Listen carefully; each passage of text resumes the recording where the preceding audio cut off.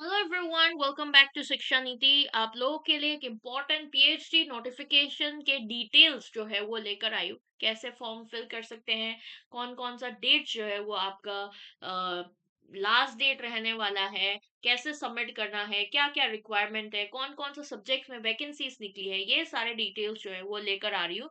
तो आपका जो यहाँ पर देख सकते हैं आप लोग कि दीनदयाल उपाध्याय गोरखपुर यूनिवर्सिटी जो कि A++ एग्रीडेशन है नेक द्वारा, तो इसका जो है पीएचडी नोटिफिकेशन आउट हो चुके हैं।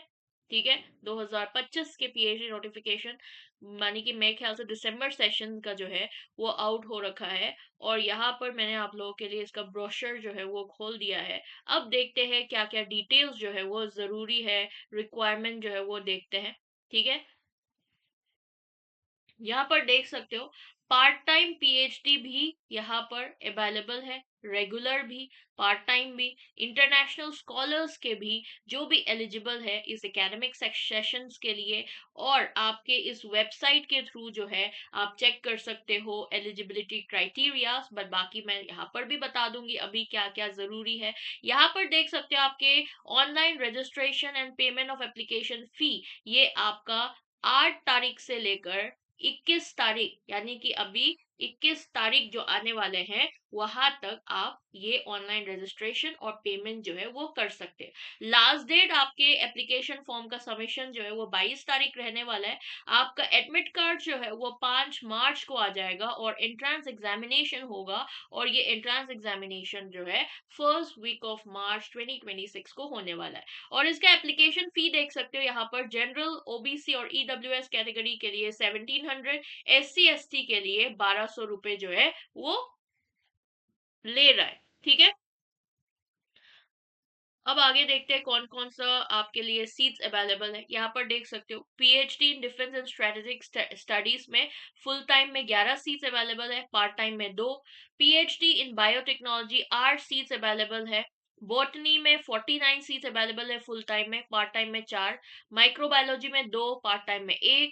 केमिस्ट्री में 60 और पार्ट टाइम में 6। कंप्यूटर साइंस में 3, इलेक्ट्रॉनिक्स में 5, होम साइंस में 2, मैथमेटिक्स में 47 और आपका जो है फिजिक्स में 54, जियोलॉजी में 58, एनवायरमेंटल साइंस में 6, 28 एंशियंट हिस्ट्री में, ज्योग्राफी में 22 और पार्ट टाइम में 1। और फिर हिंदी में 81, पार्ट टाइम में 4। मिडिबल एंड मॉडर्न हिस्ट्री में 21, पार्ट टाइम में 2। फिलोसॉफी में 11। पॉलिटिकल साइंस में 62, यहाँ पर नजर रख सकते हैं। ठीक है, पॉलिटिकल साइंस का 62 सीट्स जो है वो अवेलेबल है। ठीक है, और पार्ट टाइम जो बच्चे करना चाहते हैं उनके लिए 4 सीट्स अवेलेबल है यहाँ पर। साइकोलॉजी का 28 और पार्ट टाइम में 3। सोशियोलॉजी में भी 59 सीट्स अवेलेबल है और पार्ट टाइम में 3 सीट्स। परफॉर्मिंग आर्ट्स में कोई है नहीं। विजुअल आर्ट्स में आपका 2 सीट्स अवेलेबल है। आपके संस्कृत में 25, इंग्लिश में 33, आपका जो है पार्ट टाइम में 7। और उसके बाद इकोनॉमिक्स में 22, कॉमर्स में 21, लॉ में 20, एडुकेशन में 45, फिजिकल एजुकेशन में 2, एग्रीकल्चर में 2। ठीक है, इसके अलावा और भी सब्जेक्ट्स का भी देख लेते हैं।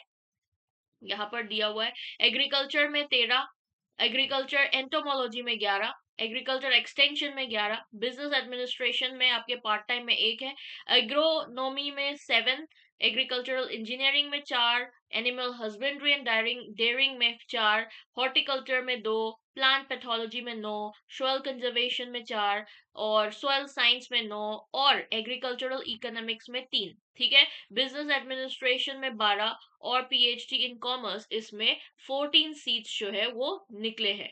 बाकी अब यहाँ पर institute of agricultural natural sciences में भी देख सकते हो, यहाँ पर भी बहुत सारे सीटें निकली हुए हैं। आपके institution of engineering and technology में भी निकली हुई है और इंस्टीट्यूट ऑफ फार्मेसी में भी आपका सीट्स जो है वो वैकेंट निकली हुई है। यानी कि बहुत सारे सीट्स जो है वो इस यूनिवर्सिटी के लिए निकल रखा है। ठीक है, 2 इयर्स या फिर 4 ईयर मास्टर डिग्री जिन्होंने किया है उनके लिए 55% मार्क्स के रिक्वायरमेंट यहाँ पर दिया हुआ है। ठीक है।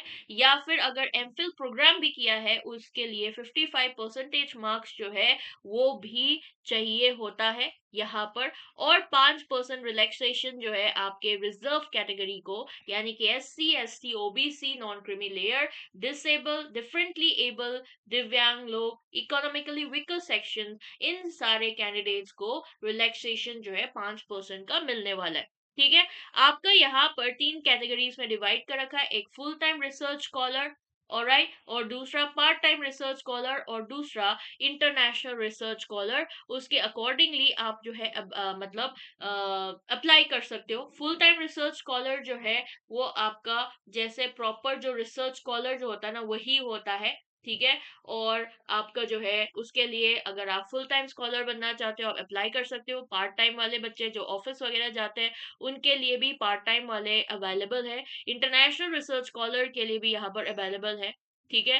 क्राइटेरिया भी यहाँ पर मेंशन किया हुआ है। फुल टाइम रिसर्च स्कॉलर की सिलेक्शन किस तरीके से होगा, आपका जो एंट्रेंस टेस्ट होने वाला है उसमें 70% वेटेज आपका वहां से लिया जाएगा और 30% आपके इंटरव्यू से। ठीक है। और आपका जो रिसर्च वर्क है उसके अकॉर्डिंगली जो है आपका इंटरव्यू जो है वो कंडक्ट किया जाएगा। आपका जो है 70 मल्टीपल चॉइस क्वेश्चंस पूछा जाएगा जिसका 1 मार्क होगा। ठीक है। और आपका जो है एटलीस्ट 50% मार्क्स सिक्योर करना चाहिए रिसर्च एंट्रेंस टेस्ट में। 45% मार्क्स आपके एस रिजर्व कैटेगरी का उनको जो है वो उनको जो है एटलीस्ट 45% मार्क्स जो है वो रिजर्व कैटेगरी के केस में उनको आना चाहिए। और बाकी इंटरव्यूज जो है उसके साथ कंबाइन कर कर टोटल मार्क्स जो वो आएगा उसके अकॉर्डिंगली सिलेक्शन क्राइटेरिया जो है वो होने वाला है। ठीक है। उसके अलावा आपका रीड एग्जेम्प्टेड कैटेगरी कौन कौन से है, जो रेगुलर टीचर्स है दीनदयाल उपाध्याय गोरखपुर यूनिवर्सिटी का, उनको यहाँ से एग्जाम किया जाएगा, उनको एंट्रेंस टेस्ट देने की जरूरत नहीं है। ठीक है। और इसके अलावा जो फॉरेन नेशनल है अगर उनके सेल्फ फाइनेंशियल या फिर स्कॉलरशिप होल्डर्स है एम्बेसी या हाई कमीशन के थ्रू, और आपके MOU जो है उसके अंदर एडमिट किया रखा है, तो वो भी एग्जेम्प्टेड हो जाएगा आपके RET और इंटरव्यू से। ठीक है। PhD प्रोग्राम का ड्यूरेशन यहाँ पर दिया हुआ है 6 साल। ये तो आप लोगों को पता होगा कि क्या क्या टाइम रहता है। और यहाँ पर फी स्ट्रक्चर्स भी पूरा मेंशन किया हुआ है, आप लोग देख सकते हो। बाद में मैं ये जो ब्रोशर है वो आपके पूरा अपडेट जो है वो डाल दूंगी। बाकी ऐसा कुछ नहीं है जो हम डिस्कस करें। ठीक है।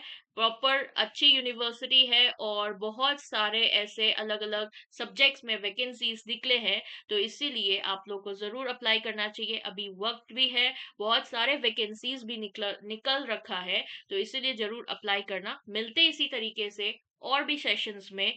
Bye bye, take care and thank you so much for watching. और सेशन पसंद आए तो लाइक करके जाना और चैनल को सब्सक्राइब कर लेना।